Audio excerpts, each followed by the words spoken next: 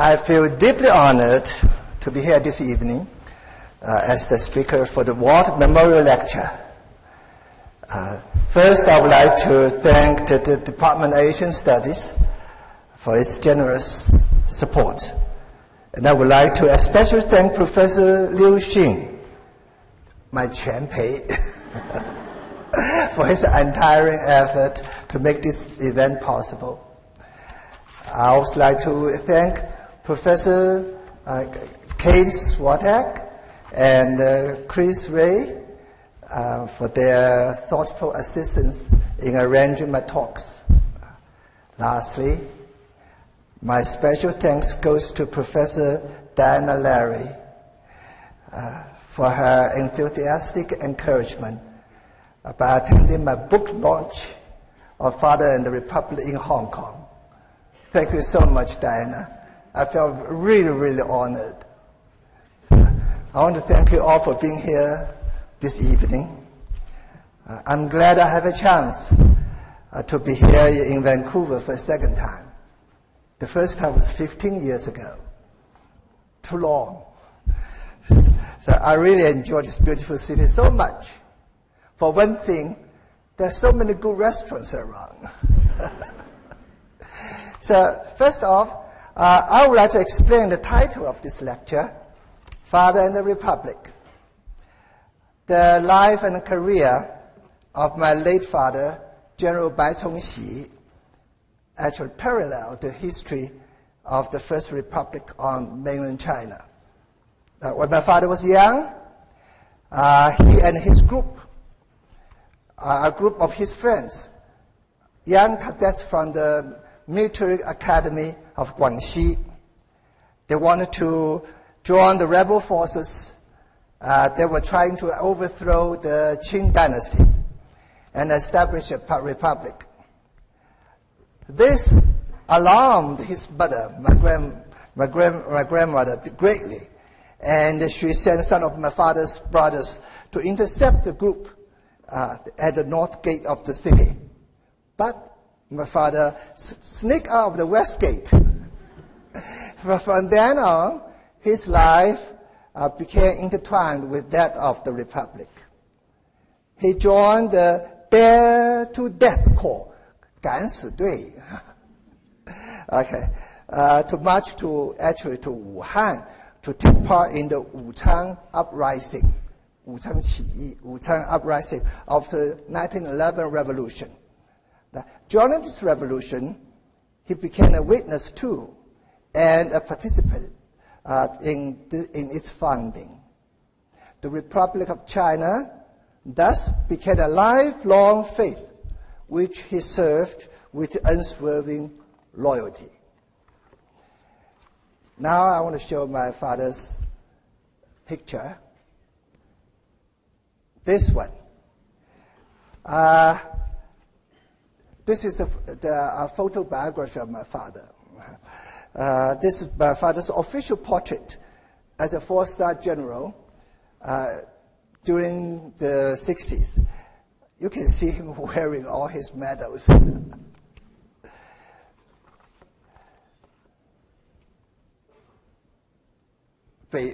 Beifang, the Northern Expedition. My father, I think, started his the height of his career. So actually, the first height of his career came with Beifang, the Northern Expedition. It was a military campaign of the Kuomintang led by Chiang Kai-shek to remove the regional warlords like Wu Peifu in China's Central Plain and Sen Chuanfang on its east coast. Its goal was to unify the country under the KMT banner. And so my father, during the Northern Expedition, he was the chief of staff and commander of the Eastern contingent for the Revolutionary Army. The Northern Expedition was actually, as I said, was the first high point of my father's career. Now he led his forces out of Guangzhou. Guangzhou was a revolutionary base, The Cantonese always have maintained this revolutionary spirit to this day. He led his forces out of Guangzhou and fought many battles, including the pivotal battle of the Longtan near Nanjing. He then marched into Beijing, thus bringing an end to the Northern Expedition. Now this series, you see, this series of pictures actually are very rare. Very few pictures are now left of the Northern Expedition. This series is particularly because it is these pictures of taken during my father's last campaigns of the Northern Expedition. The final stage under my father's command. So a reporter accompanying the army took more than 1,000 photos, but most of them were lost. So only 39 still exist in Taiwan. In this picture was taken in Tangshan, where very close to Beijing, where the headquarters of the 4th Revolutionary Army the headquarters was there. So look at this picture. This is my father, this one. And these are his subordinates. This is Li Pingxian and Liao Lei and Ye Qi, and they become very important commanders in the Nationalist Army, and also they are important. They play very important roles of the so-called Guangxi clique, the Guixi. This is the last campaign against the Northern warlord Zhang Zhongchang. Some of you might have seen some of the pictures produced by the Shaw brothers in Hong Kong. So Zhang Zhongchang appeared in those pictures quite often as a womanizer.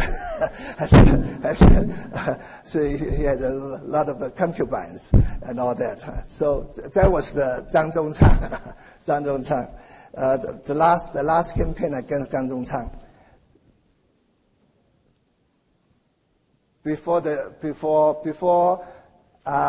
there's riding an armored vehicle in command of the Revolutionary Army to attack Ranzhou. Ranzhou was northern city of the Hebei. There was the final battle. So this is my father here. Look at this armored vehicle in those during the Northern Expedition. This historical moment when Zhang Xueliang of Manchuria, he sent General Yang Yuting to make peace with the Revolutionary Army and brought an end to the Northern Expedition. So this was the September 23rd, 1928. That was the date, the official date at the end of the Northern Expedition. So, long live the Revolutionary Army, long live the Republic of China. The soldiers shouted. This is the very last.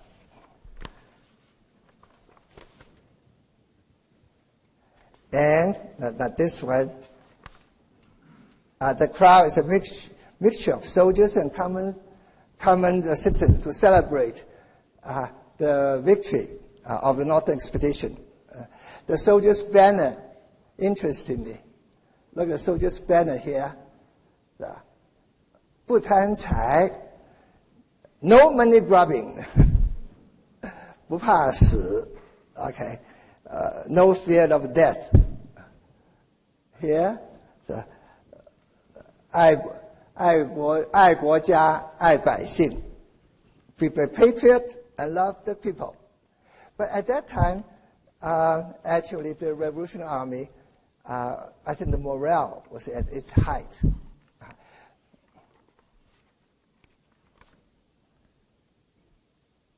Look at this one.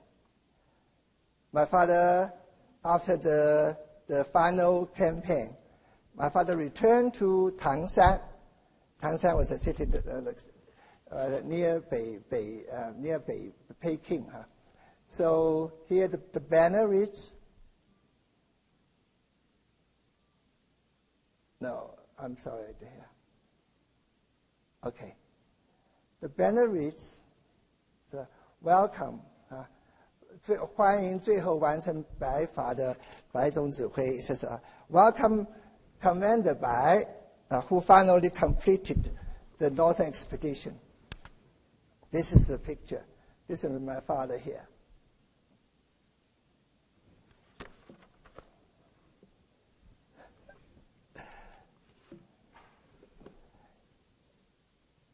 He was riding a horse.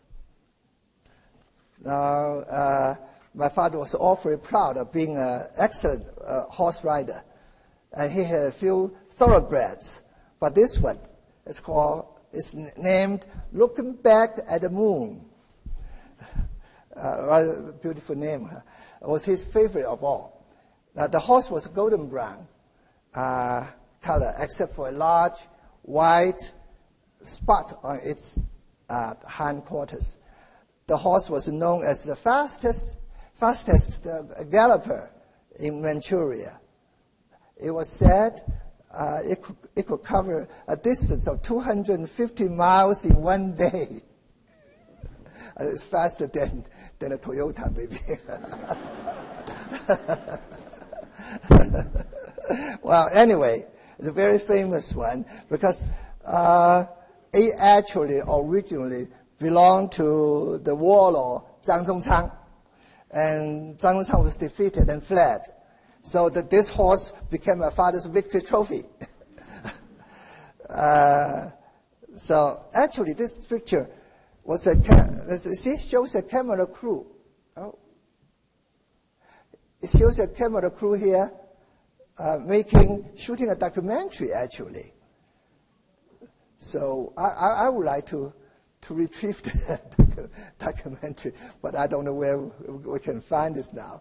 Well, anyway, the crew included Wang Yuanlong. Have anybody here heard of Wang Yuanlong? A big star who became a big star of the Shaw Brothers. Wang Yuanlong, a big movie star. Later he became.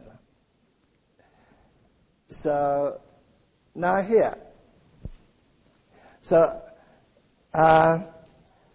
my father returned to Beijing.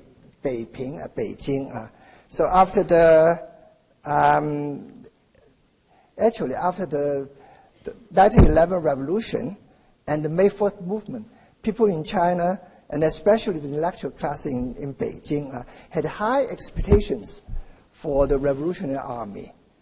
The banner says, here, the banner says, the northern expedition is completed. And this is the mayor, He Qigong. And this is my father here. This, I think, from all walks of life here, the representatives, we welcome him. This is interesting. This picture was taken at the Imperial Palace. At the gate of the Imperial Palace in Beijing, so coincidentally, the name of the gate is called Chongxi-men. The same two characters of my father's personal name. So my father was 35 at that time, and he was the first military leader in history to lead the army into Beijing from the south in Guangxi. So my father would like to point out often that the forces of the Taiping Rebellion only reached Tianjin. So there's it's 90 miles southeast of Beijing. The Taiping Rebellion, the leaders never got to Beijing. Only reached Tianjin. So I think this must be my father's proudest moment. But not for long. Not for long. A disaster followed quickly. 蒋桂战争. Right after the North Expedition, the Guangxi army became very powerful, with a sphere of influence extending from Guangxi, Guangdong, all the way to Beijing. So Chiang Kai-shek felt very threatened at that time. So declare my father and Li Zongren traitors, expel them from the party, and attack Guangxi. My father and Li Zongren had to flee the country and seek refuge in Hanoi. So, of course, shortly afterwards, they secretly returned to Guangxi and drove away the leaders installed by Jiang. From then on, they started their famous program for the reconstruction of Guangxi. This picture, this photo, was a real surprise for me. So my father looked like a wanted criminal. In fact, Chiang Kai-shek had ordered arrest of him. My father was warned by a loyal lieutenant and immediately boarded a British liner bound for Hong Kong via Shanghai. My father later learned that Jiang was setting a trap for him in Shanghai. And it was said, he even planned to sink the ship itself. So my father switched to a Japanese liner, sailing for Japan, and from there he traveled back to Guangxi. Now Chiang Kai-shek ordered his army to attack Guangxi, so my father had to flee to Vietnam. So that my father's relationship with Chiang Kai-shek was extremely complicated. The 40-year-long relationship with ups and downs. So sometimes they work together, sometimes they fight each other. So we had a saying in Chinese, 伴君如伴虎, 伴君如伴虎. To stay close to an emperor, it's like to stay close to a tiger. Wow, this tiger is really something. So now this is an interesting picture. I think this picture was painted around 1935, something like that, by the great artist Xu Beihong. I guess many of you heard of Xu Beihong. So it bears the title, The Heroes of Guangxi, the three heroes of Guangxi, Guangxi Sanjie. Actually, this was a time my father and others were working hard to rebuild Guangxi as a model province for the Three People's Principles. So at the time, Guangxi was actually semi-independent from the Nanjing government. My father, he implemented the modernization of Guangxi with very innovative military programs. So, for example, universal training for the male population of Guangxi in preparation for the war of resistance against Japan, and the organization of militias that later made the Guangxi army a very famous fighting force in the war. So really, the Guangxi soldiers did a good job during the war of resistance, and of course, the great sacrifice to it. But they went through good training during that time. And this picture was painted by Xu Beihong suppose it was in the museum in Beijing, the Memorial Museum of Xu Beihong. I was told it's worth more than 100 million renminbi now. I wish I had it. So this is my father. This is Li Zhongren. This is Huang Xuchu, the governor, the former governor of Guangxi. The three of them, actually, they were responsible for the reconstruction of the Guangxi province. So at that time, Guangxi and the central government, they were like a rival governments. But eventually, when the Sino-Japanese War broke out, they made peace with each other. So the war of resistance.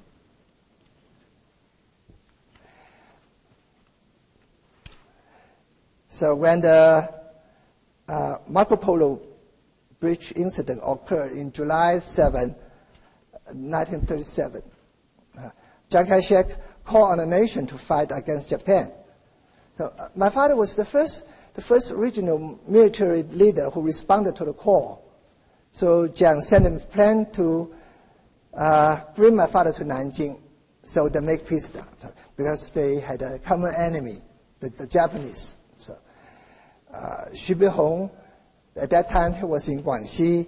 At that time he was the principal of the Guilin Art School. He was very excited about this, and my father stepping forward like this, that he composed this couplet as a tribute. It reads like this: "Your fierce army storms like a thunderbolt, and your actions affect the fate of the nation. 雷霆走精锐，行止观兴衰." It's a couplet. Now this calligraphy, these two, I own it.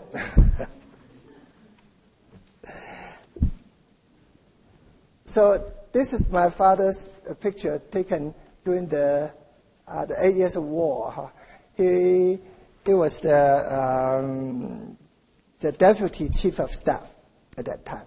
The first during the Northern Expedition, he was the chief of staff for Chiang Kai-shek. Again, the two of them,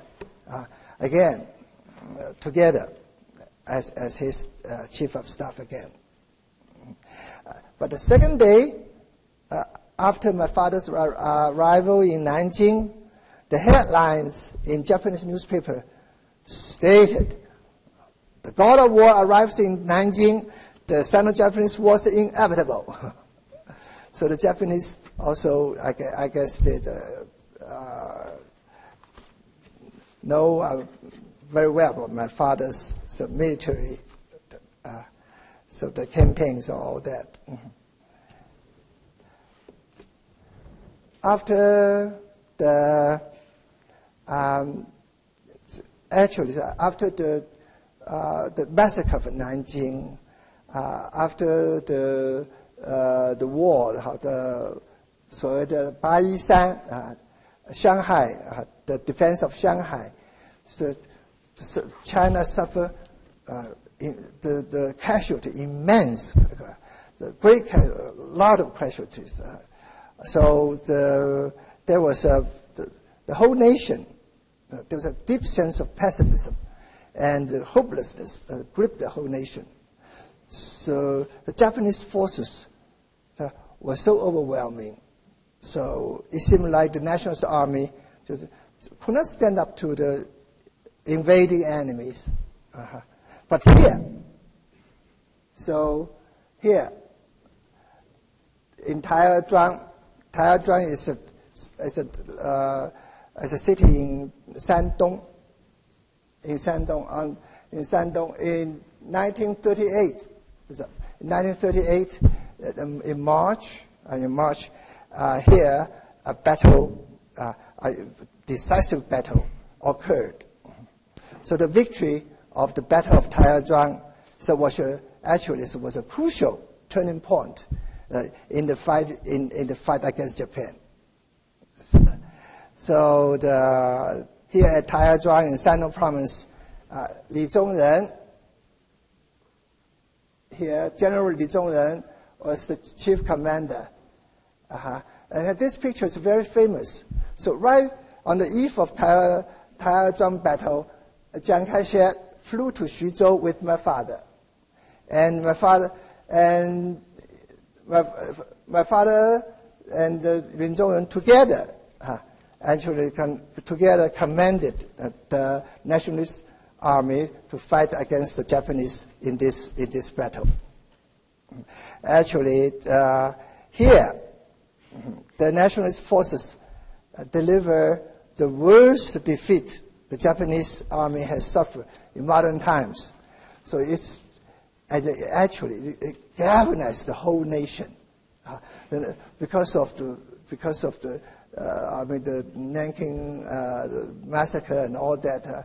The whole nation almost demoralized. So this victory actually acted as a harbinger for this revitalization of the whole nation. So this is a very important one. Right after the Taiyuan battle, Liang You, the pictorial magazine, Liang You Pictorial, so had the cover, had a front page cover of my father's picture there. There was the Liang You actually was like a life magazine in China. Mostly, the cover of the magazine was for, mostly movie stars or beautiful socialites. This is an exception. This is an exception because this is a special issue on the Taiyuan battle of Taiyuan. And my father was, and before this is the May issue. The April issue was the picture was Li Zhongren and this one. So the two of them overnight they became the heroes of against Japanese, against the war of resistance. This picture was taken in 1938, in June in Wuhan. So during the top level military conference for Wuhan, for the military council of the nationalist government, my father proposed a guiding principle for conducting the war against Japan. It's accumulating minor successes into major victory and trading space for time. In other words, use guerrilla fighting to support conventional warfare, thus dragging the Japanese into a protractor war. So, 集小胜为大胜，以空间换时间。There's a very famous say at that time. Okay, the proposal was accepted by the military council, and from then it became the guiding principle for the resistance war. Interestingly, during my lecture tour in Nanjing last year, I gave a talk on my father's biography at the Dongnan University. So anybody from Dongnan University here? I came from Dongnan University. So when I mentioned it was my father who came up with the idea of the Protractor War, the student audience gasped in shock. They protested loudly. They said, Chairman Mao was the author of this Protractor War. So I said, yes. But my father came up with the idea a few months earlier. The students cheered and applauded. So actually, both of them. My father proposed the protractor war first, and then the Chairman Mao also they later write a long treatise on protractor war. This is another picture of my father riding a horse. This horse is called Dark Clouds Over the Snow, because it has a dark and shiny hair and white hooves. I remember this horse when I was a little boy. So it had really a fierce temper. So you only let my father ride it. So anyone else would get thrown out, thrown off. So this is another horse. My father at that time became the director of the Guilin Field Headquarters, in charge of 3 war zones, so of the south of Yangtze River. So this represented actually the highest position my father attained during the war. At his command, during this time, several important battles were conducted, including the 3 battles of Changsha Huizhan, and especially the victory of Kremlin Pass, Kremlin Guan. This is the Kremlin Pass, the Kremlin Guan. The Kremlin Guan was a very important stronghold south of Guangxi, situated something like 60 miles north of Nanning. It's a vital point of control for the major highway leading to Southeast Asia. So Kremlin Pass has always been a strategic target since the ancient times. So the Imperial Japanese Army launched a major offensive into Guangxi province. The objective was to cut off the Chinese supply route from French-controlled Vietnam. The elite Japanese, the 5th Division, spearheaded the Japanese offensive. After occupying Nanning in November 1939, the Japanese captured the key point of Kremlin Pass and threatened the Chinese rare base that protected Chongqing. Chongqing was the wartime capital. So, but the Kremlin Pass was on a hill in which the Japanese already occupied. So the Nationalist Army had to storm the Japanese fortified position by going uphill. So the casualties on both sides were extremely heavy. The Japanese commander, Major General Masao Nakamura, was killed during the battles. I think they lost 5,000 soldiers on the side of the nationalist government. It's double the figure. So it's a fierce battle, Kremlin Guan. They made a movie. Interestingly, it was the communists who made the 2 movies. The movies of the Battle of Taiyuan and also the Kremlin Pass, the Kremlin Guan. They made both of the movies. My father appeared in both movies, but I don't recognize him.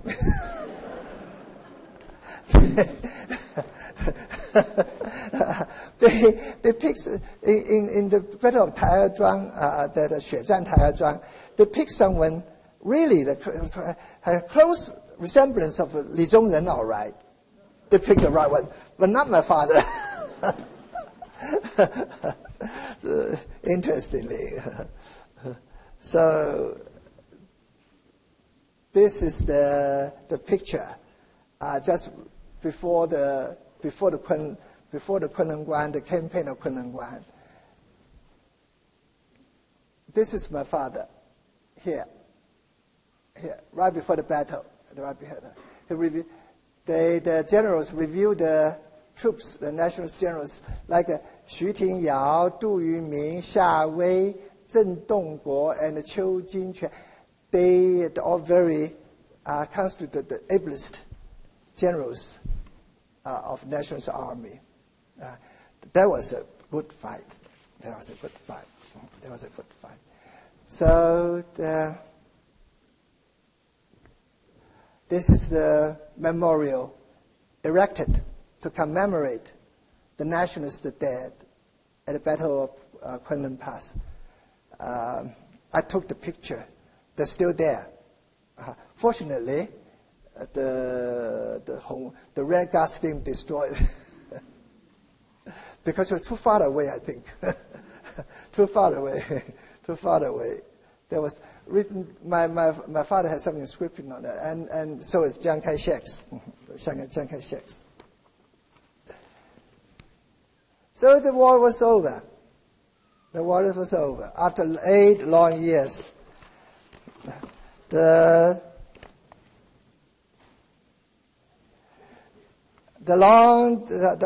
8 years of war against Japan actually took a devastating toll on China.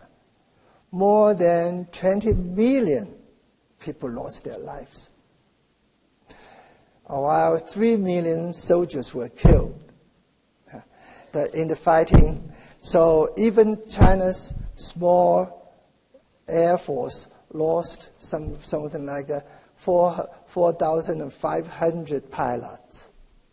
So it was a victory with a heavy price.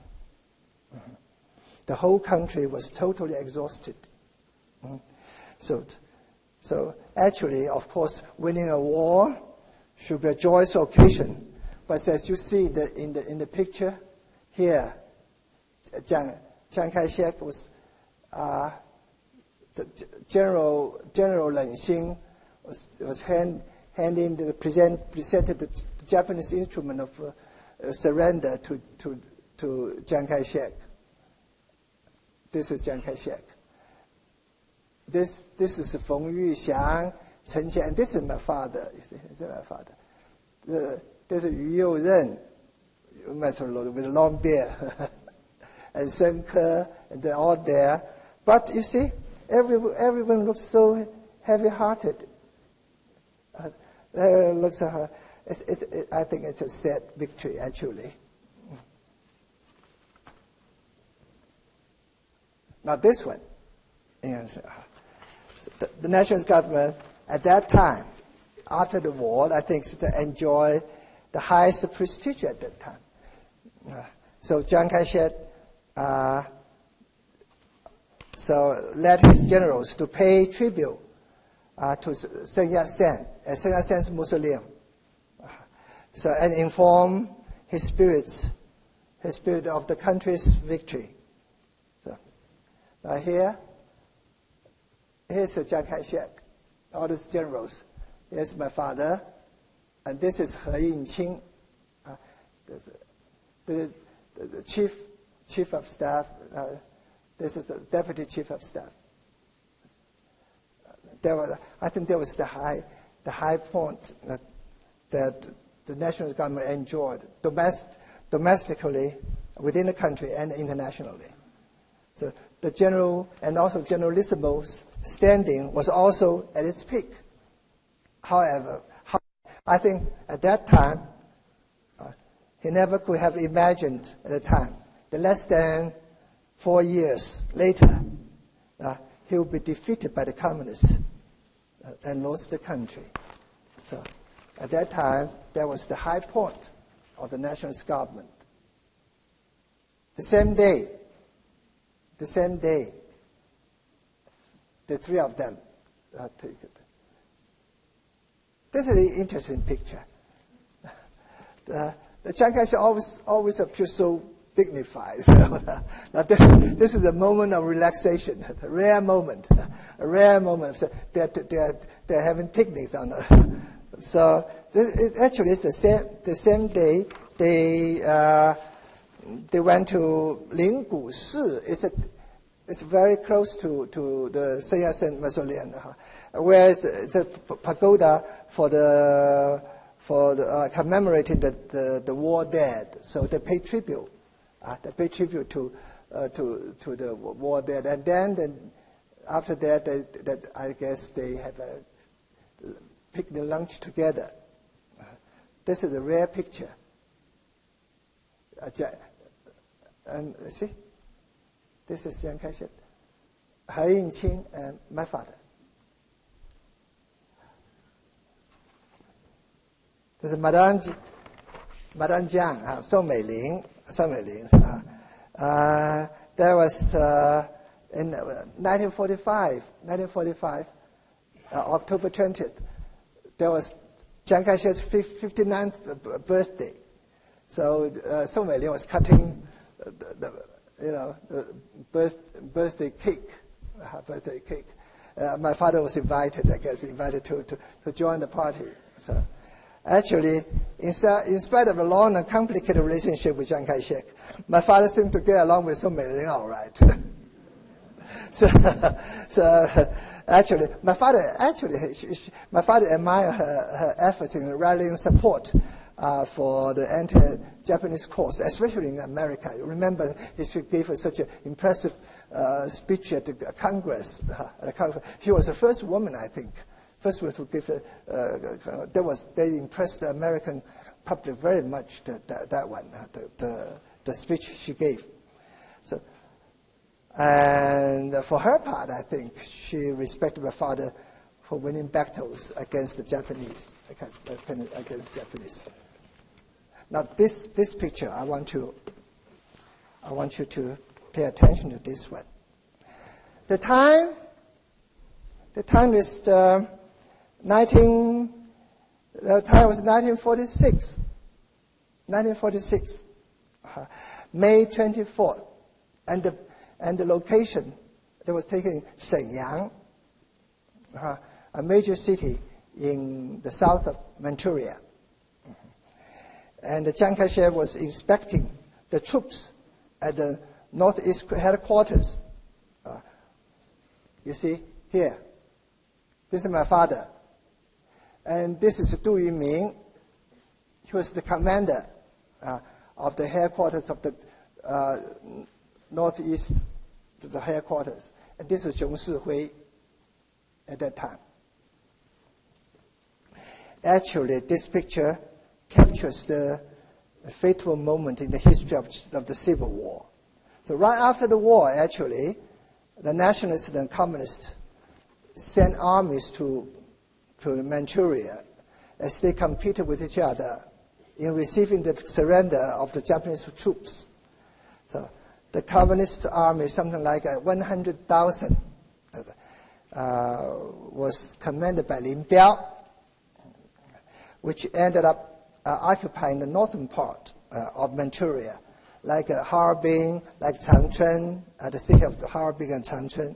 The Nationalist Army, with most elite units under the command of Du Yiming and General Sun Liren and Chen Mingren and all this, so occupied southern Manchuria. So in May of 1946, a battle broke out at Siping, the city of Siping, a strategic point located between Hsien-yung and Changchun in central Manchuria.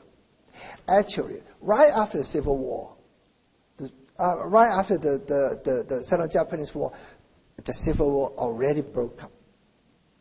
First in Manchuria. So when the Battle of Siping reached a stalemate, Chiang Kai-shek sent my father to oversee the battle. So my father arrived in Hsien-yung, so on May the 17th, and in 3 days, the Nationalist Army, with its superior armament, dealt the communists a crushing blow and sent Lin Biao fleeing north toward Changchun. So at that time, there were 6,000 Russian Red Army troops in Changchun. So the Nanking government wanted to avoid any conflict with the Russians. So they ordered their troops to halt before entering the city. Anyway, my father issued the order to take Changchun because he knew how Lin Biao's army was actually routed. So there's a time to pursue them. So he ordered the troops to give the order to take Changchun on his personal authority, and then he flew back to Nanjing to report this to Chiang Kai-shek. Of course, it was a very serious matter. So Chiang Kai-shek, and my father flew back to Manchuria to take personal command on the ongoing battle. That's where the picture was taken. So Chiang Kai-shek flew back with my father. So by the time he arrived, the Nationalist Army had already captured Changchun.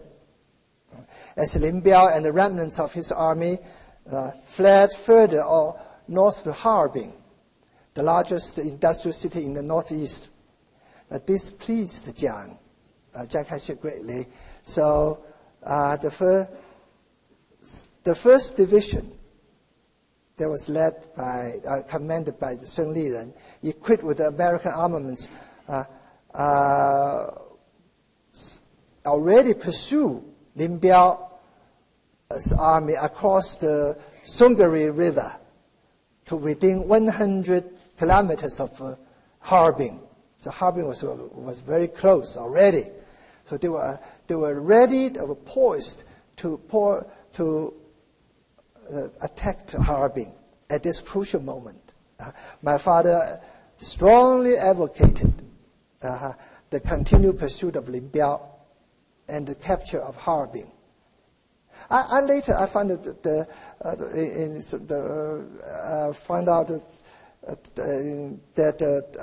Mao Zedong already issued an order to Lin Biao to retreat from Harbin. So my father advocated the continued pursuit of Lin Biao. He pledged to remain in Manchuria to clean out all the communist elements there. And then I think it's a very important proposal.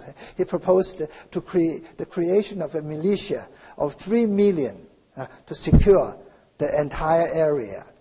But Chiang Kai-shek rejected my father's proposals and sent him back to Nanjing immediately to assume the position of the defense minister. My father had no choice. He had to leave Manchuria. But because during this time, General George Marshall was in China on an American mission to mediate the Civil War by proposing a coalition government and a general ceasefire. I think yes, on the one hand, Chiang was pressured by General George Marshall, all right. But I think he also underestimated Lin Biao's ability to recover. So consequently, Chiang issued a unilateral ceasefire in Manchuria on June the 6th, which was to extend for 3 weeks. So Lin Biao was able to fully capitalize on this break in the fighting to regroup and to rebuild his army. So he eventually, his army already was. I thought his army was totally routed, and only I think 30,000 were left. But eventually, his army, the Shiye, the fourth the field army, grew to a million eventually. And seized all of Manchuria, and in the ensuing months, drove his troops south all the way to Hainan Island. That's Lin Biao's. From Manchuria to Hainan Island, that Lin Biao's army. And the Nationalist army lost the chance of completely wiping out the Lindel's army at the time. My father repeatedly stated to me and my brother that his greatest regret in his life was that Jiang did not follow his advice at this critical moment. And Chiang Kai-shek himself, later, after 10 years, he wrote in his book that he admitted that the ceasefire was his greatest mistake during the Civil War. So both men believed that this decision caused the loss of Manchuria and later all of mainland China. This is an interesting picture. Now the time was the 1946. It's December 24th, the Christmas Eve. There's Madame Jiang, Song Meiling, threw a Christmas party to entertain George Marshall. George Marshall. And so the families of all the high-ranking officials were also invited. But this is Song Meiling. This is my mother. So my mother was also invited. I also attended this party. This party. So here. So actually, after 1 year in China, General Marshall's mission to bring about a ceasefire in a civil war and form a coalition government failed miserably. So Song Meiling, Madame Jiang, in order to pacify him, she threw a party to cheer him up. So at the Kremlin Palace in Nanjing. It's still there, Kremlin Palace. It's a very beautiful, like a palace architecture in Nanjing. So as you can see, now this is George Marshall. As you can see, he was not pacified. Just look at him. What a long face he had.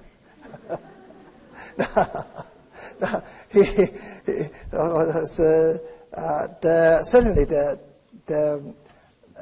communists didn't listen to him. The nationalists did either. So he was very frustrated and went back to America. Went back to America. And so the Civil War continued on. Actually, because of Americans' interference, especially Marshall's interference, during this time, the nationalist troops, for example, the Siping battle, actually had a very negative effect on the Civil War. On the part of the nationalist army.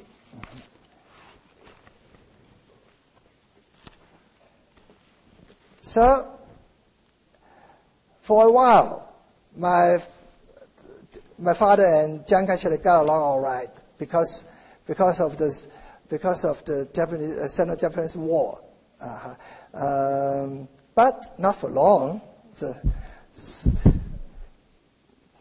Here, something happened again.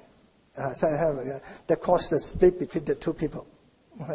That's the 1948. Chiang Kai-shek implemented a constitutional government, I guess just to impress the Americans, I think.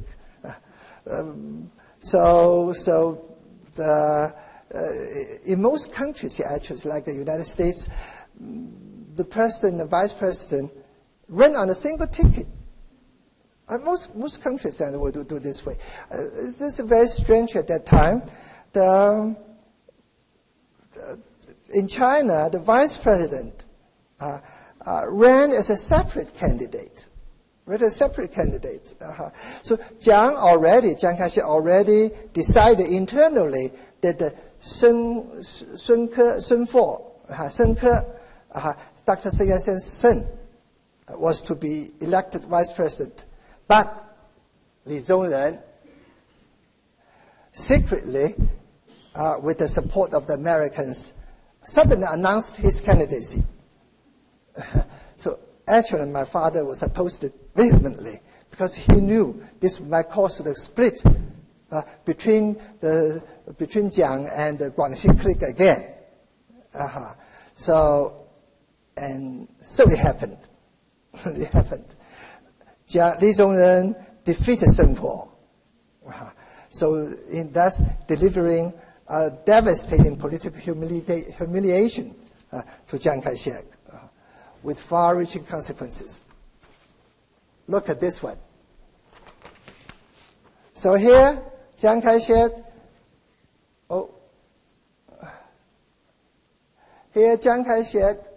dressed in a traditional Chinese robe.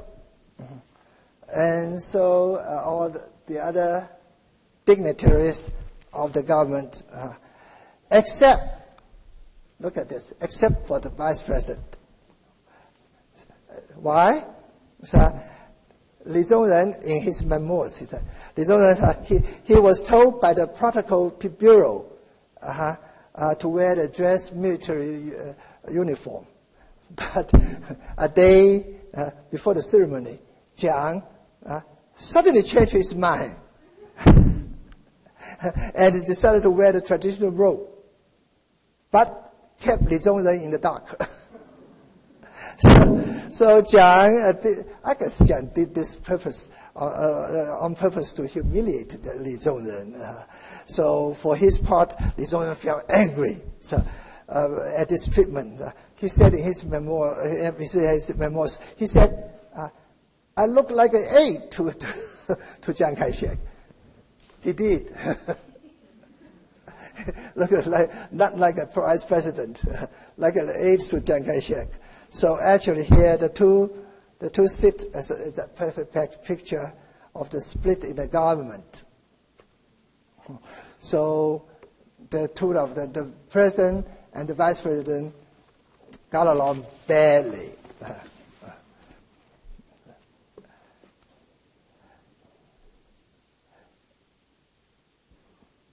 So another event took place that further the relationship between my father and Chiang Kai-shek further deteriorated.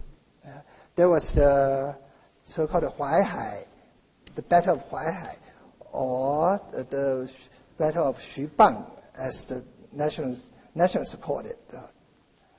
Actually, my father's unwilling but necessary support for Li Zhongren angered Chiang Kai-shek. So he removed my father from his position as a defense minister and reassigned him to this position in Wuhan. This is my father in Wuhan, okay? So actually at that time, 1948, this is the spring 1948, the situation throughout the country was ominous, particularly in Manchuria, in North China, where the nationalist forces were losing badly. The final showdown of the Civil War was coming to central China. So there was my father at that time, before he took the position, he proposed a grand strategy in defense of Nanjing. That was the most important battle during the Civil War, the capital of China at that time. So he said, the nationalist army should be concentrated at Bangbu in the Huai River area of Anhui, the province of Anhui, Bangbu. Bangbu is right by the Huai River. It's a natural strategic point. And also there should be a unified command for the battle. But Chiang Kai-shek chose to position the army around Xuzhou. Xuzhou was a city of Jiangsu, northern Jiangsu. Actually, it's a defenseless area of northern Jiangsu. And also to split the command into two areas. My father in Wuhan, and Liu Shi, another a loyal but incompetent general in Xuzhou. The command was split in two. And so my father was alarmed. So he warned Chiang Kai-shek that this battle plan will surely lead to defeat. But anyway, Chiang Kai-shek didn't listen to him. So unfortunately, my father's dire warning came true, resulting in the loss of 600,000 soldiers and the final debacle for the nationalists on China, on mainland China. This is the picture. He was inspecting the armored train. The Battle of Xubang had already begun on November 6th. And also the defense of Wuhan was imminent. Look at this picture. After the debacle, there was a rumor went around that my father withheld the reinforcements from the battle and caused the defeat. And that rumor continued to this day. To this day. Actually, this photograph, as a proof that such accusations were false. This was the batch of, my father sent the first batch of reinforcements, consistent Commander Huang Wei. This is Huang Wei. The 12th Corps of 120,000 soldiers. But this is ambush. I made a mistake. But it was ambushed and surrounded by the Communist army. And Huang Wei was captured. This picture, Huang Wei was captured along with his subordinates. So this defeat led to Chiang Kai-shek's resignation from the presidency, and Li Zhongren became the acting president. So these two things, the election of Li Zhongren and the defeat at the Battle of Xubang, caused an irreparable break between my father and Chiang Kai-shek. The two of them never restored their relationship. Now this is the final picture. You look at the date, 1949, November 20th. Very late at the Civil War. Mm-hmm. Okay.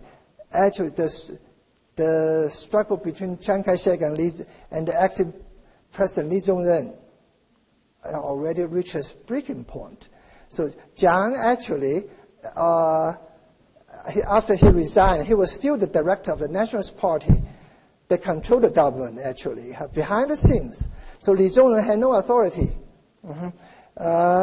And so he was fed up with it. So he left for the United States in frustration. My father went to Chongqing to tell Jiang about Li Zhongren's departure. So at that time, Mao Zedong already announced, declared the establishment of the People's Republic of China in Beijing on October the 1st.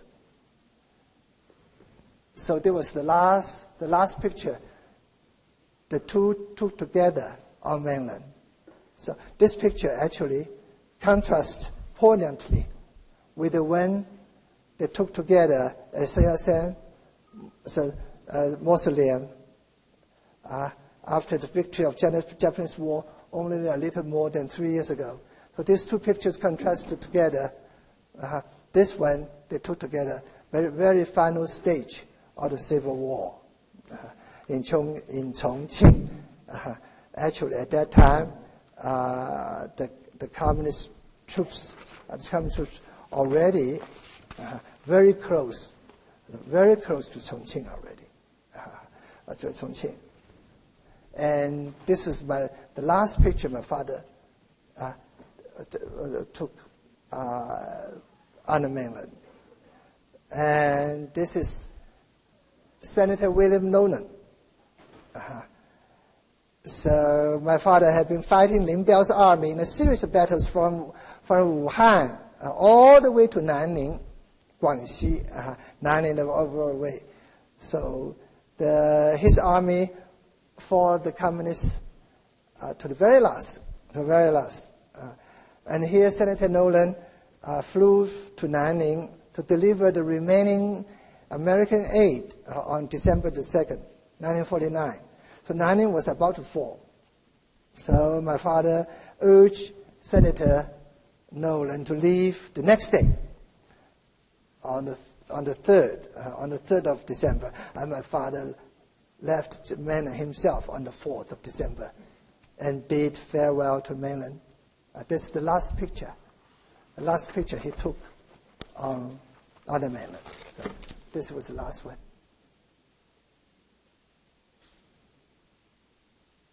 The years in Taiwan.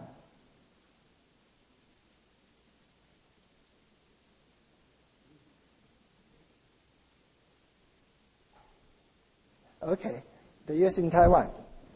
So after the fall of mainland, my father flew to Hainan Island, and then flew to Taiwan on December the 30th, 1949. Actually, at that time, he could have gone anywhere, Hong Kong, or even the United States. Many of his colleagues stayed behind in Hong Kong. But he chose to follow the Republican government into exile on Taiwan, which was under the threat of imminent invasion by the Chinese Communist Army. So in a sense, my father actually staked his entire life on the Republic, which he helped bring into being during the 1911 revolution, and fought in its defense against the warlords, the Japanese, and the communists. At that time, the Korean War hadn't yet broken out, so the Korea and Taiwan were not included in the United States defense plan for East Asia. So Taiwan at that time was in a rather precarious situation. But my father, anyway, he flew to Taiwan anyway. I think that's his faith in the Republic from the very beginning to the end. So I have been asked many times, why did your father chose to go to Taiwan? Since he knew that Chiang Kai-shek, he didn't get along with Chiang Kai-shek, and he might be dangerous for him to go to Taiwan. But my father went there anyway. But Chiang Kai-shek never forgot the conflict with my father over the military strategy during the Xubang battle that led to his resignation from presidency, and ultimately the loss of mainland China. So as soon as my father arrived on Taiwan, he was put under secret surveillance by secret agents. My father even wrote a letter to Chiang protesting the shabby treatment and asked the reason why. Chiang never wrote a reply. He sent the Vice President Chen Chen. Chen Chen said to my father, "The agents are for your protection." I got them too. So my father said, "You are the Vice President. Of course you need a protection. I don't." But the agents, however, were still there. So this followed my and follow my father for the rest of his life. For the rest of his life. So my father still maintained relationships with his friends in Taiwan, however, in spite of his life under the surveillance. Here, Dr. Hu Si, you may recognize him. So he and my father and Hu Si, they were old friends actually. Way back in the 30s, Hu Si made a trip to Guangxi and was impressed by the progress of Guangxi's reconstruction under my father's administration. So actually, even as a military man, my father had great respect for Chinese intellectuals. He put great emphasis on education anyway. So Hu Si, the first time, after the Civil War, the first time that Hu Si arrived in Taiwan. I like this picture. So,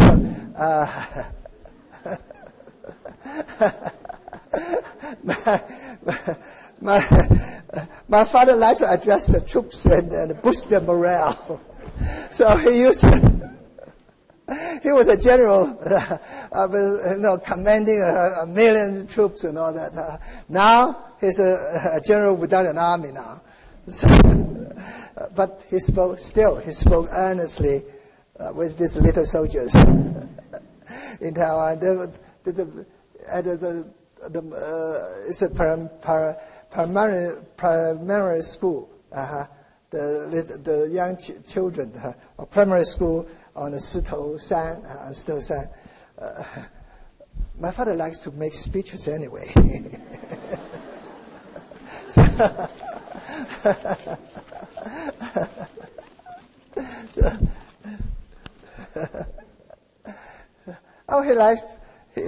He's an avid hunter.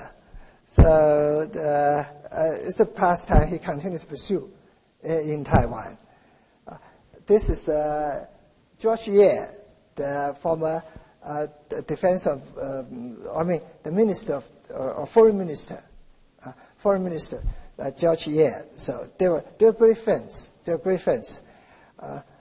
But my father used to tell us that George Ye was only a hunter of theory, who often came back empty-handed. But they were great friends.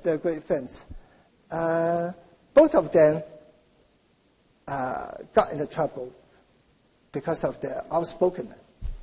So George Ye also was George also, I think it was 1958 or something like that, because of the issue of Mongolia's entry into the UN.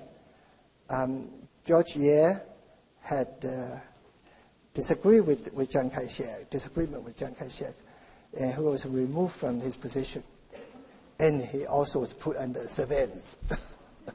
The two of them. My father died in 1966. So that was my father's memorial service. Chiang Kai-shek attended. December 9th, the Taipei Funeral Hall. He paid tribute. He was the first one to pay tribute, and to my father, and by laying a wreath. He appeared solemn and grieved, and he wrote an inscription here, Chiang Kai-shek's memorial inscription for my father, cherishing the memory of his great service to the country. That's his this inscription. So my father was buried with full military honors, presumably at the order of Chiang Kai-shek. But recently I found out in his diary, in Chiang's diary, Here's the entry. The next day in his diary, Chiang Kai-shek wrote this. December the 10th, 1966, I went to pay my respect at Pai Hsienyung's memorial service. But in actuality, this man is one of the chief perpetrators behind the ruination of the country. The very fact that he was able to die a natural death in Taipei, the temporary capital, he should consider himself lucky. So, unlike Li Zhongren and Huang Shaohong, who capitulated to the communist bandits and died in humiliation. So, Jiang never forgave my father. So, even at the very last. So, that's his diary. In his diary. The family. There's my grandmother, and it's her 90. He was 90-year-old. The time was 1944. It was in Guilin. So my grandfather died early. So it was my grandmother who supported my father's schooling in rather difficult circumstances. And to show his gratitude, my father held a 3-day party. It was a big party, 3-day party for the celebration of my grandmother's 90th birthday. But this is my mother. This is my grandmother. That was in Guilin. Now this is the picture of the whole clan, the Pai clan. This is my father. This is my grandmother. That's me. I was 6. I was 6 at the time. That's the whole girl.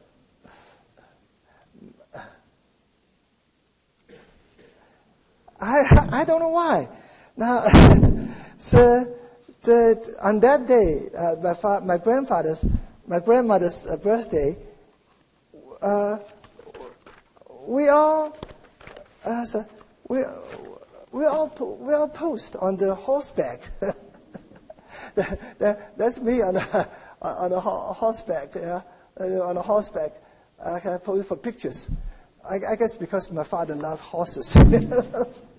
So we all rode on the horses. So this is the only picture of the immediate Pai family, the only picture we had. So there was right after the war.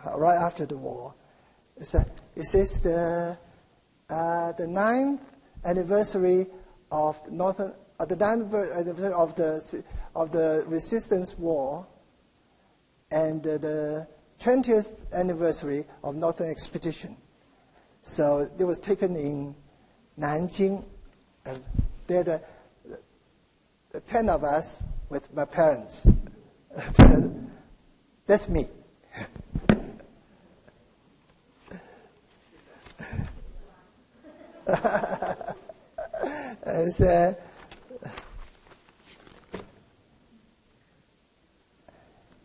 And my father, there was their 30th anniversary of their marriage. Actually, my mother actually was the pillar of support for my family, and stood behind my father throughout the decades of the Northern Expedition, the War of Resistance against Japan, the Civil War, and the exile on Taiwan under security surveillance. It was not easy for her, I guess. So my father respected my mother for her courage, determination, and devotion, and was perhaps a little bit afraid of her. My mother had a say in the family.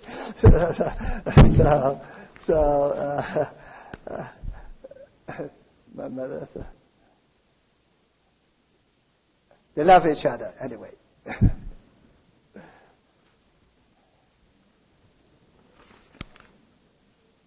So my mother died in December 1962. So according to the Muslim custom, we went to her grave every day for 40 days. So it was the 41st day I took off for America. So this here, my father saw me off at the airport, and that was the last picture we took together. He died in 1966. I think the story of the Republic is long, and so was the career of my father. So I still have a lot to tell, but the time is short. Thank you for being here today.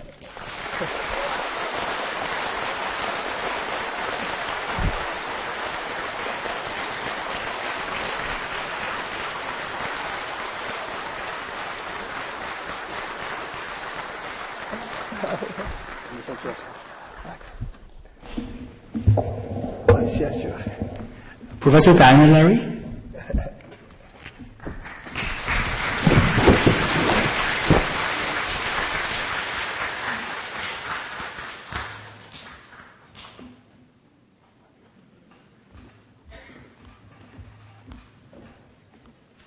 Well, ladies and gentlemen, it's my enormous honor to give a vote of thanks to Professor Pai for his wonderful description of the role of his father in the Republic.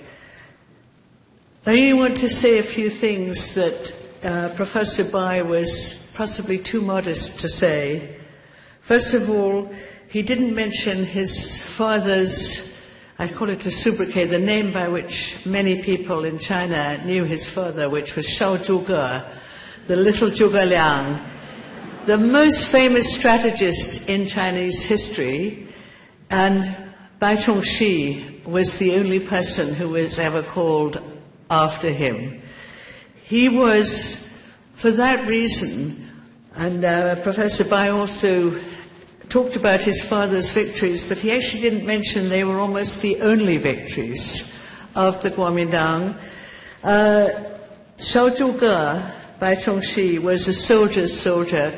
When soldiers knew that he was going to be in command, they fought to win. They fought knowing that they wouldn't fight in vain.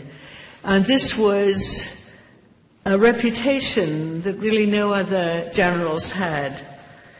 In fact, it was this reputation that got me first interested in Guangxi and in Bai Chongxi, because my own teacher, Jerome Chen Zhirang, was an enormous admirer of Bai Chongxi.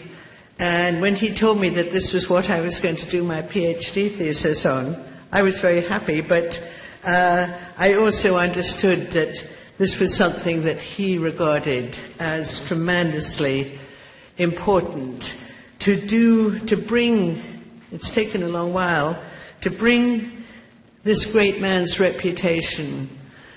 Now his reputation is being revived in an absolutely extraordinary way. I've asked so many of my colleagues who teach literatures of various kinds, can they think of any other great father who has had a great writer for a son, and whose son has written about them not just out of filial devotion, but with his full gift as a writer. And so far we haven't come up with anybody in any literature. So if anybody can think of one, I would certainly be delighted to hear that. Filial piety, respect for one's forebears, is a fundamental part of Chinese culture. Pai Hsienyung has taken that to a level which is hard to imagine, because he's used his own fame and his own skill as a writer to describe in this very moving book what his father achieved. But finally he's done something else as well. Right at the end we saw a few pictures of the family. The book is almost a tribute as well to Pai Hsienyung's much-loved mother. This is an extraordinary woman. These are 10 children. As the Chinese saying goes, 一父一母, one father, one mother. 10 children in those days was almost unheard of. And I've actually said this to Pai Hsienyung, so he won't mind my saying, if his family was beyond a model in terms of the number of children, Chiang Kai-shek's was sadly lacking. And I've sometimes wondered if that was a little bit of the jealousy, seeing these 10 children growing up. I'm happy to say the status of the Republic is now being restored to its rightful possession in China. We've been having a series of conferences on the Republic, led in fact from Harvard, which is a nice way to do it, but we're very much aware of how important the Republic is. New research going on all the time. But I don't think any book about the Republic will come close to this one. None will be so beautifully written, and none will be so full of these wonderful photographs. So I advise you all to read it, and I hope you'll also join me too in begging Pai Hsienyung to come back to Vancouver. The last few days, he's met people whom he went to school with. He's met people who were the children and grandchildren even of people that his father, military colleagues of his father. He's met his own colleagues in opera, and he will meet people who are interested in modern literature. This is the Chinese say 多方面的 many, many-sided individual, and we hope he'll come back again. Thank you so much.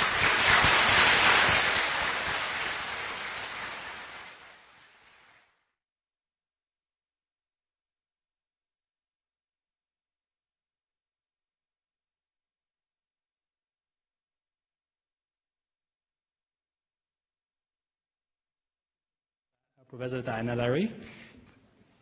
Professor Larry is probably too modest to mention it herself. The revival of the Republican history, I mean, she has done so much more than anybody I know in cultivating the field, in reviving the field of Republican studies. Thank you.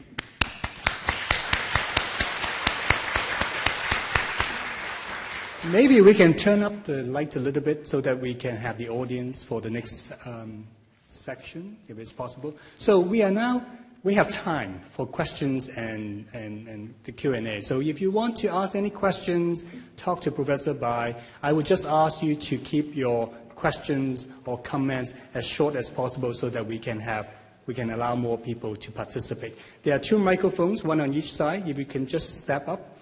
If you feel like saying something about where you come from, but if you don't want to, that's okay too. Right? So please, yes. Go ahead.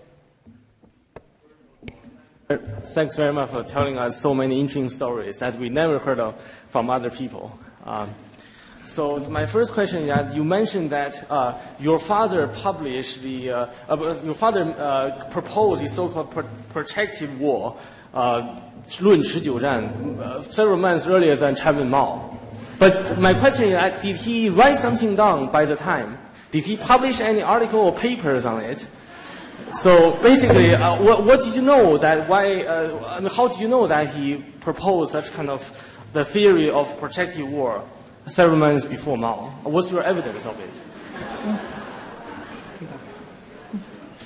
我不太清楚。你怎么知道你爸爸 your father proposed the Protractor War before Mao? My father didn't know because at that time I think the nationalist government or the nationalist army, like also the commanders like my father, I think they would not listen to the communist theories, military theories. I don't think so. Even Mao had written the Protractor War before my father. I don't think my father would have taken his advice, because it was the nationalists who really fought the war against Japan, not the communists. The communists had a guerrilla war. The major wars were carried on by the by the nationalist government. So I don't think at that time, I don't think my father has read the Mao's Protractor War. But Yang Tianshi, it's not my theory. It's the scholar Yang Tianshi. It's a Chinese scholar of Sheke Yuan. He wrote an article.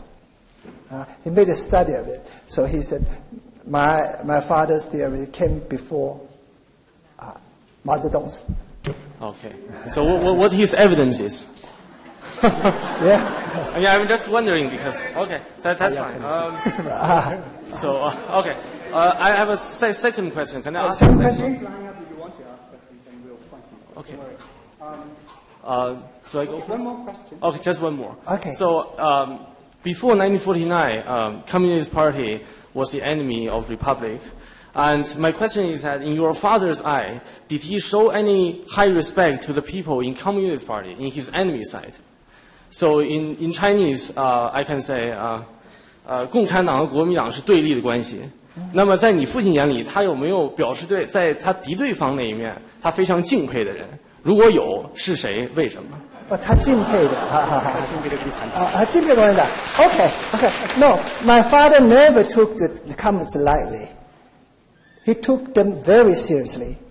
One of the very few nationalist commanders who studied the communists, because he knew that he said the communist army was not an ordinary army. They had ideology. They were supported by international, the movement. So it's not an ordinary. So he never took them lightly. I think he had, in a way, he had a respect for them, for the coming. That's why he fought them so hard, so fiercely.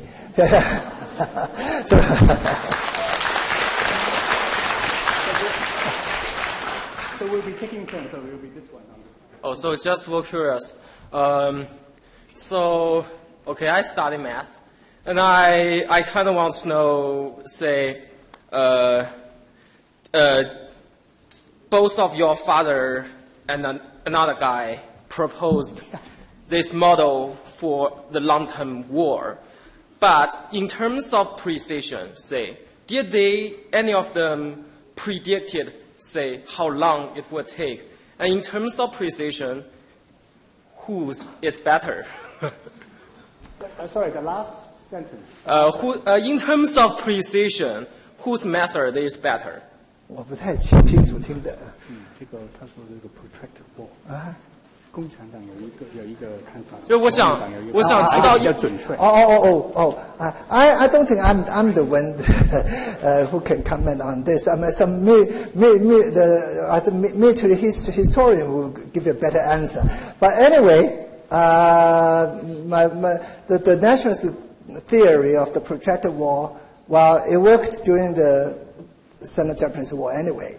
So, but the communist Protractor War, the theory of Protractor War, had not been tested during the Sino-Japanese War yet. But in the Civil War, yes. Thanks. All right. Good evening, Mr. Pai. Well, I have generally two questions for you, and the first one's from my father. He wants to know your opinions of the development of Chinese literature arts. I mean, the mainlands in China. 就是您对大陆文学发展的看法。现在中国文学的发展。That's a big question. Yes. That's a big question. You can maybe we'll tomorrow we're going to have a conference on literature. Maybe a better occasion. But you have another question. Another question. Okay. And we know that the relationship between your father and the presidents of the republic was complicated. So I want to know what you think about that. How was the relationship influenced the history of the republic? The relationship between 就是您父亲和尤其是蒋介石先生的关系。就是尤其是到后期以后会有一些复杂的变化，就是您对这个的看法，以及您对他们两人之间的关系是如何影响？Okay. My father's relationship with Chiang Kai-shek, I think, was very extremely complicated. I think they have 40 years. It's a 40-year long. So they have divided into stages, you know. During the Northern Expedition, while they were together, and during the water resistance, they were together. They worked together. But after that, during the Civil War, especially the last, actually, right after the Northern Expedition, they fought against each other already. So I don't think I can put it in a very simple terms. I think you have to study these two personalities, these two people. I don't know. I think maybe Chiang Kai-shek was a little afraid of my father. You know, I think he had this fear. I read his diary. I read his diary. He's constantly very much aware of my father's presence. So I think my father, he thinks that my father will pose some kind of threat to him. Actually, that's another case. Actually, from my point of view, at least. Thank you very much. Hi. I wanted to ask if you could please talk a little bit more about your father's faith as a Muslim and how that affected his relationship with his colleagues and his position as the commander. His Muslim. I think he had some influence on him. In that, of course, his belief. He said whenever there was a major battle. He says a major battle, before he went on a major battle, he would pray for Allah. And then he said, well, I handed my fate to Allah, and so we'll go ahead. So I think his belief supported him. Was that strange at all to his colleagues? Was it common for a Muslim to be a commander at the time?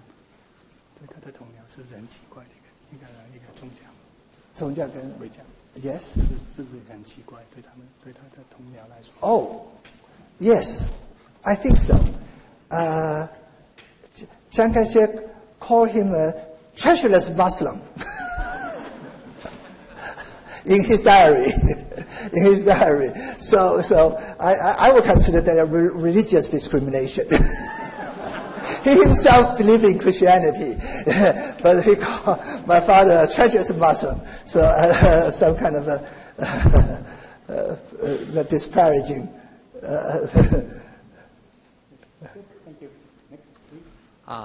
非常荣幸今天来聆听您的讲座。我有2个问题。第一个问题是，在1949年国民党撤退大陆的时候，您的父亲去了海南岛，还有许多您父亲的同僚，有的去了美国，有的留在了大陆。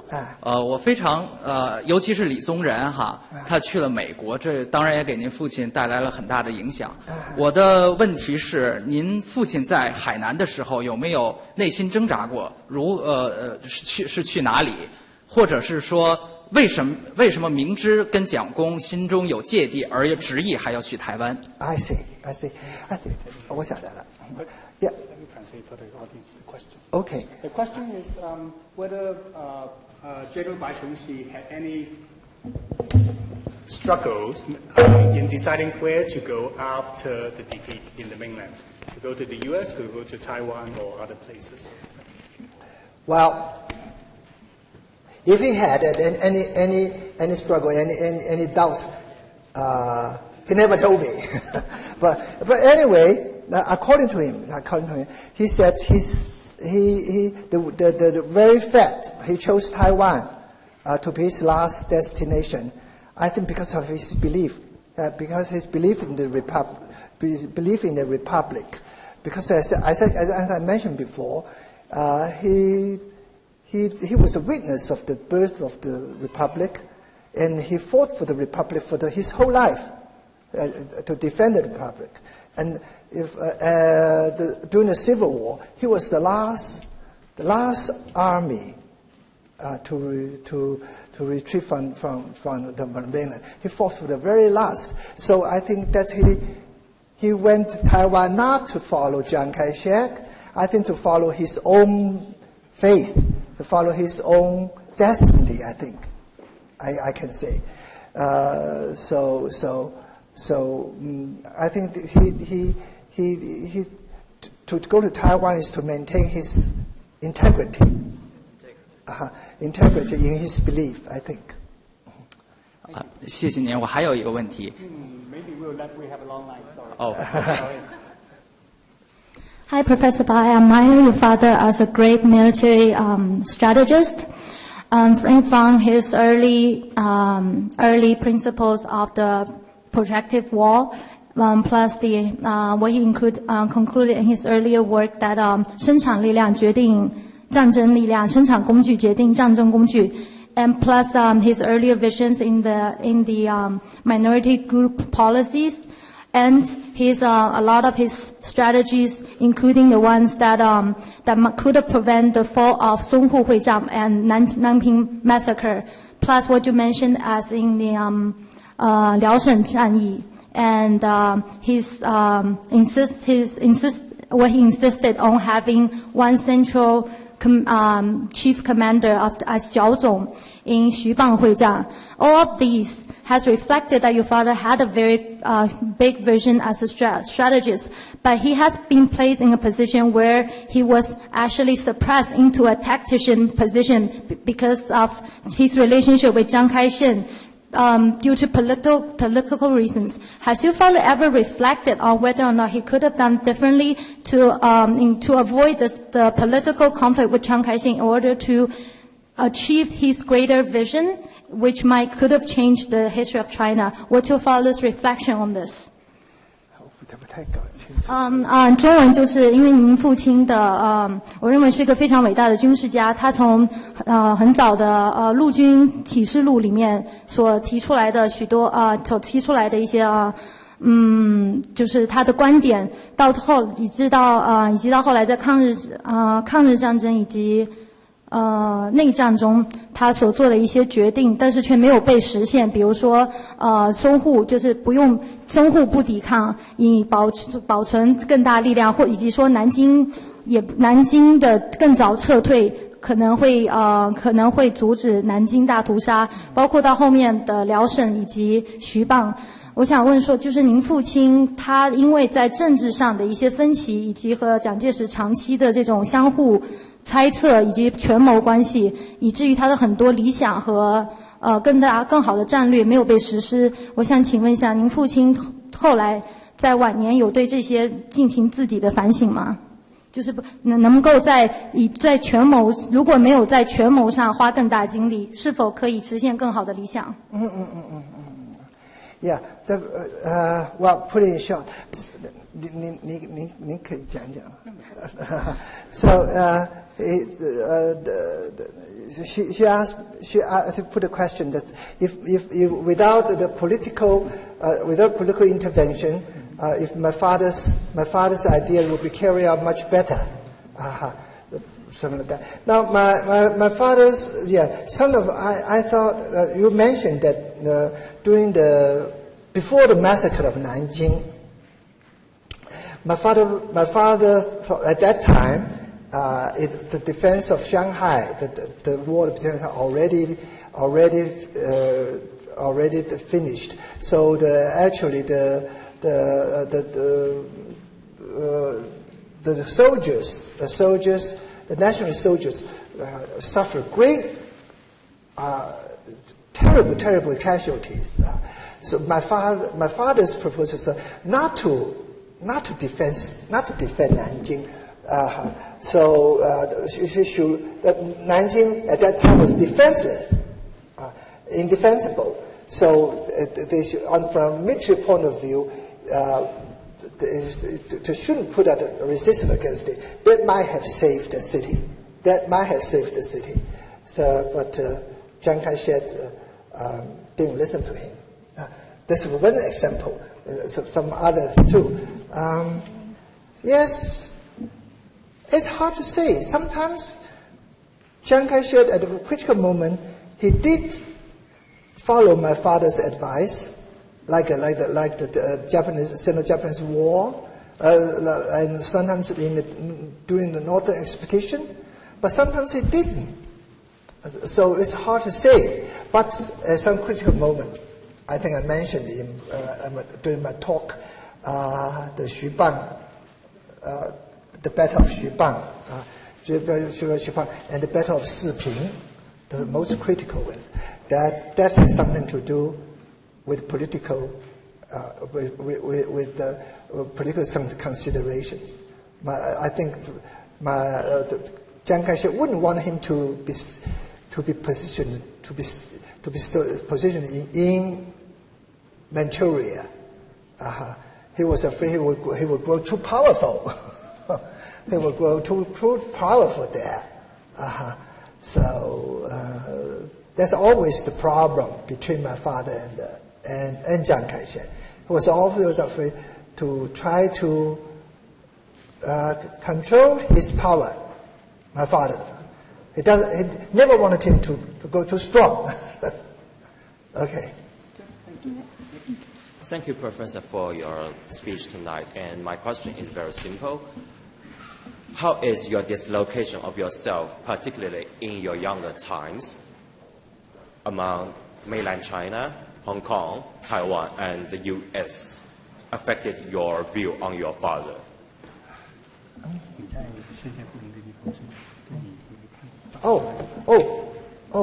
I say the same thing everywhere. Even in China. Even in China. I think I gave my talk surprisingly now. For example, I gave my talk at the Renmin Daxue, which is a rather sensitive place. I still maintain my same view. So I think that's rather, I was impressed by the way. I think they have now in China it was relaxed a little bit on these issues about the history of the republic. Thank you. My life in Hong Kong and I think they gave me a comparative perspective, from Hong Kong, from Taiwan, and from the United States. Yes, it did. I'm sorry, I misunderstood your question. My question is that, so you're moving around the countries. How does the moving affected your view on your father?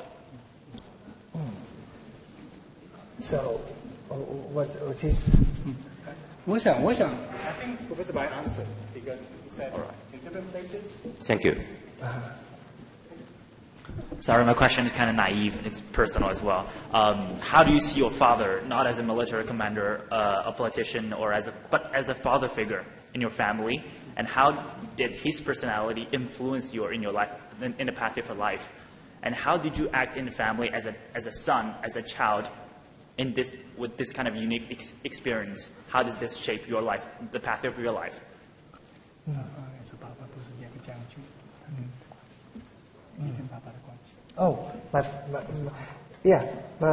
relationship with my father. No, although my father was a soldier, a military man, he himself he studied the Chinese classics when he was a little boy. So on that, he also prided himself of his intellectual ability. So we had an intercourse on the intellectual level. So we talked about Su Dongpo and Han Yu, these classical writers. But he knew very well. He had a good memory. He could memorize all some of the Chinese classics. Okay. Thanks. So we can talk on that subject. Sure. Thanks. We have about 5-7 minutes left, so if I don't get to you, I apologize in advance, but we'll move as fast as possible. 谢谢白先生今天给我们带来如此精彩的演讲。我来自中国大陆，我就有一个问题想问您，就是说，您的父亲1949年到台湾以后，先后出任总统府战略顾问委员会主任委员、中华民国回教协会理事长，但是长期就不受重用，甚至被蒋介石软禁。然后1966年的神秘死亡，目前也有争议。就是您是如何看待您父亲在台湾的这些遭遇的？谢谢。Okay. The question is about General Bai's life in Taiwan. Okay. What kind of evidence do we have? Yeah, there has been a rumor to this day that my father was poisoned by Chiang Kai-shek. But in his diary, he said, "You died a natural death." That's a good evidence, a good piece of evidence that my father died a natural death. I don't think he got poisoned by Chiang Kai-shek. That's a very hard, very strong piece of evidence. Unless Chiang Kai-shek is lying in his diary. But otherwise, it has been a rumor. Yes, he was put under surveillance, all right. But on the surface, you know, Chinese, we always try to maintain 面子, you know. So everything was pretty like as usual, like nothing has happened, you know. But secretly, he was followed everywhere. He was followed everywhere. So even my father write a letter protesting this. Chen Zhen would say, "Whoa, that's the agents for your protection." You know? So that's a Chinese way. Next. Good evening, Dr. Bai. Can you hear me? Good evening. My question is really about you rather than about General Bai. Sorry, can you speak louder? Yeah, the question is really about you rather than about General Bai. It's really personal. And I want you to know, if it's too hard to answer, you don't need to do it. Okay, so in 1941, General Bai moved to Taiwan instead of going to United States or any other country. So basically, for me, he decided to live an honorable life instead of safer life. So as a son of him or a member of the family, have you ever questioned your father's decision to travel to Taiwan in a negative way, since that, for me, it kind of puts the family into potential dangers?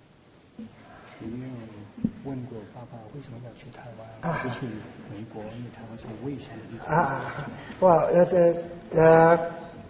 I never asked him why he went to Taiwan, but we all knew why. We knew he went to Taiwan because of his. I don't think he had any other choice. He could have stayed in Hong Kong or in the States. He wouldn't be happy. I think. I don't think so. I don't think he would die at a very. Because Taiwan is where the national government is. You know, he would die there where the nationalist government. He still considered himself a 4-star general of the nationalist army, and that's very important for him. Yes. That's very important for him.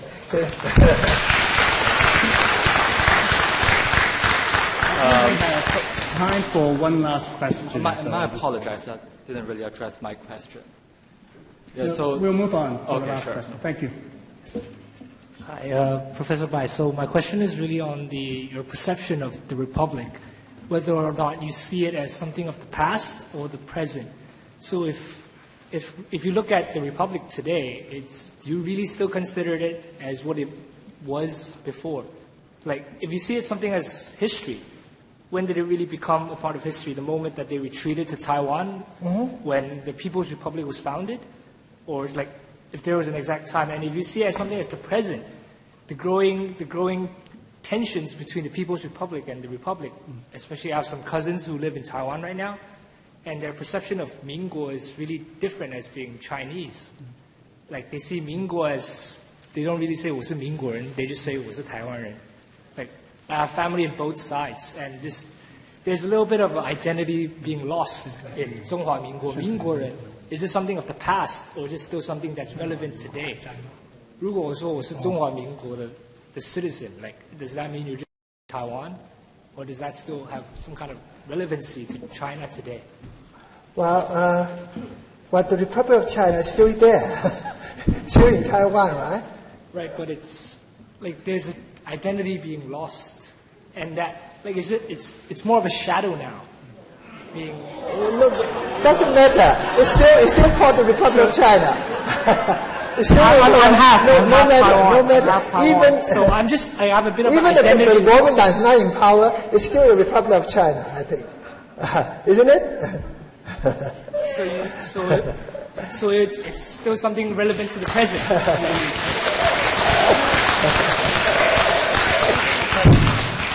But identity question is a complicated one. Taiwan identity. It's because something I wonder myself as well from being.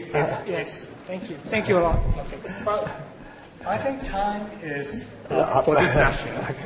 Professor Bai will be outside. If you would like to stop by and chat or to have your book signed, he'll be happy to talk to you and take pictures. So join us in thanking Professor Bai for visiting.